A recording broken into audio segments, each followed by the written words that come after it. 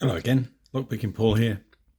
And what I've got tonight is a Ruko Euro cylinder with some wicked evil bitting on it. Those aren't actually zero cuts, they are like one cuts, so they do have to be picked, but you've still got to get a pick underneath them to get to the back three pins, which makes things a little tricky. This lock was one of the locks that was in my daughter's box of tricks from holidays, and it is a bit of a gem. It's got some pins in it I'm not that familiar with, and they behave a little bit differently to most security pins. So this is a bit of a journey of discovery. It's not a terribly difficult lock to pick, but it does behave differently. So what I'm going to do is I'm going to pick this, and then we'll gut it and take a little look inside. These are reasonably old locks. This is in pretty good condition. Ruko were bought by ASA, who changed all the pins in later models to things like the fabled ASA barrel spool, which is a tough old pin. But these are still very reasonable locks. But there is a bit of a weakness with this lock, which I'll show you when we gut it. So let's just see. Probably going to need to switch modes so we can get this picked. So hang on a second, I'll be right back. Okay, so everything works fine. Let's get it picked.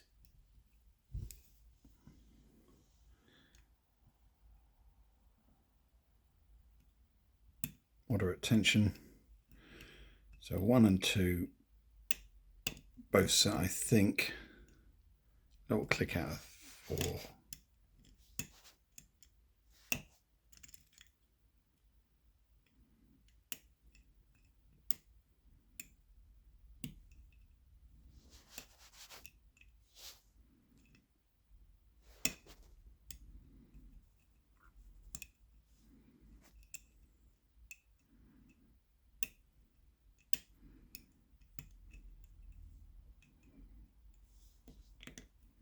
Right, full set on 5.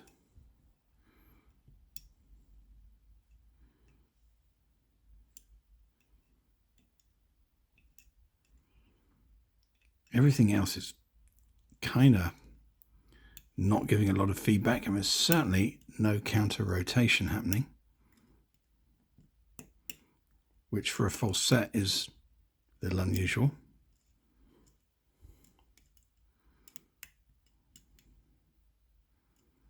One is definitely set, 2 is set.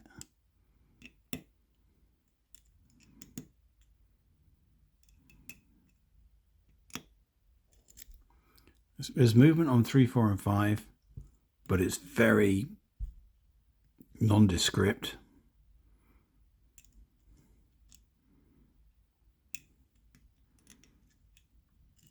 I'll lighten up the tension a little bit. Just lined up the tension and it opened up. So, not a hard pick. Let's find out what's in here.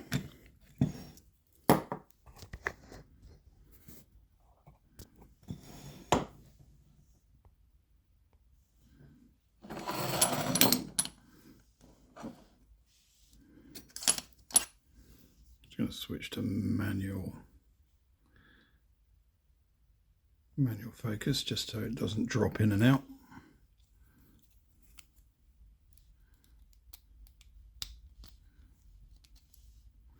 So what we'll do, we'll use the key and lock that back up.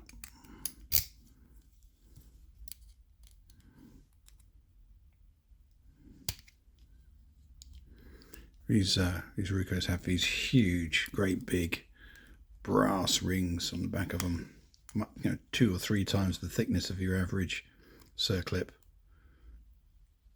They're reasonably soft, but they do require a bit of force to get off.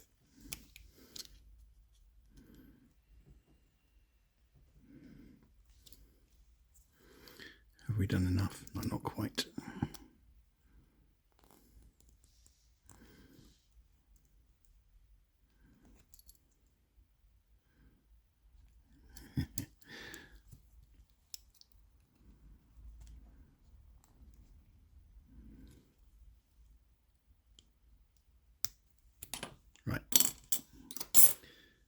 that's off. We'll pop a shib in there because it's just good practice.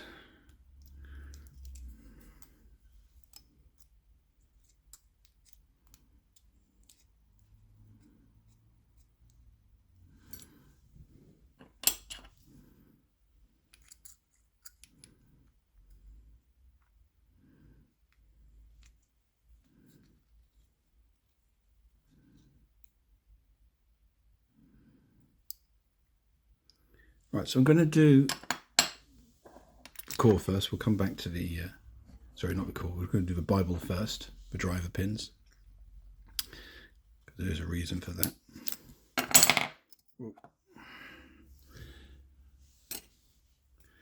Okay, only 5 pins in this, so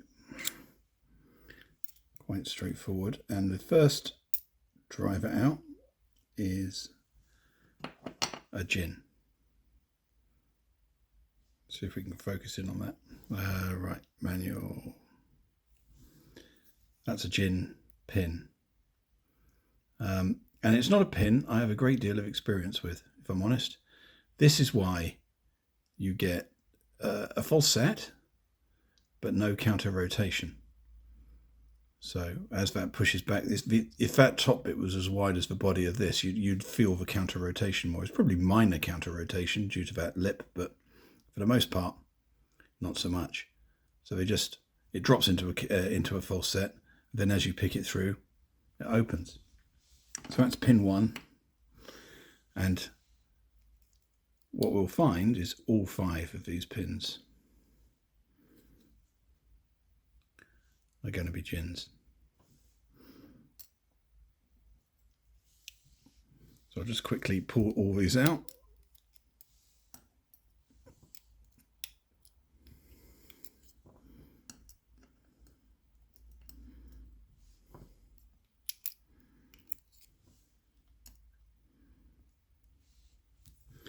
And just steel, regular steel springs in there. Nothing special inside the lock. So let's put that to one side. Now, first things first with this, just pull the key out.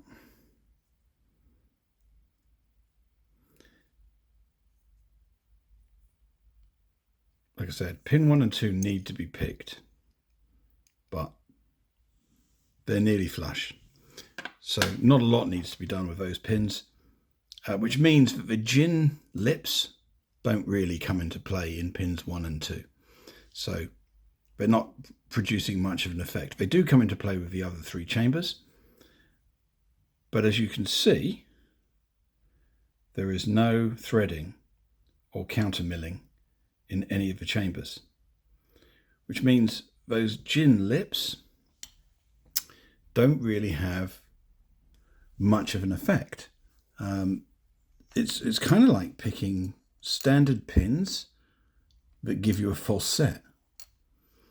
So it's not a hard lock to pick open. I'll just do a close up here of what we've got. All standard steel drivers. Are we steel? Yeah, we're all steel. Let's get this down here. Switch for focus.